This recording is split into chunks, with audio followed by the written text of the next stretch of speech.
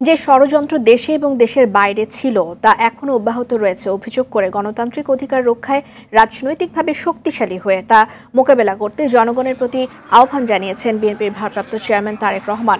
বিকেলে সাতক্ষীরার কলারোয়া মাঠে স্থানীয় বিএনপি সমাবেশে ভার্চুয়াল বক্তব্যে এমন মন্তব্য তিনি করেছেন।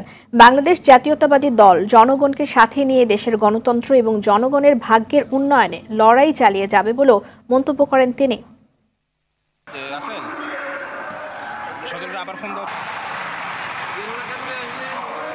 যে ষড়যন্ত্র দেশের ভেতরে ছিল, যে ষড়যন্ত্র দেশের বাইরে ছিল, তাদের সেই ষড়যন্ত্র এখনো অব্যাহত আছে। তারা কোনোভাবেই চায় না এই দেশের মানুষ তাদের গণতান্ত্রিক অধিকার ফিরে পাক।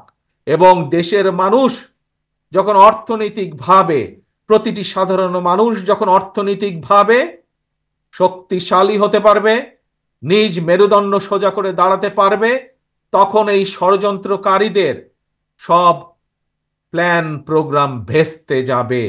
এই দেশের জনতা, এই দেশের জনগণই আবারও 2024 সালে পৃথিবীর অন্যতম স্বৈরাচারের পতন ঘটিয়েছে।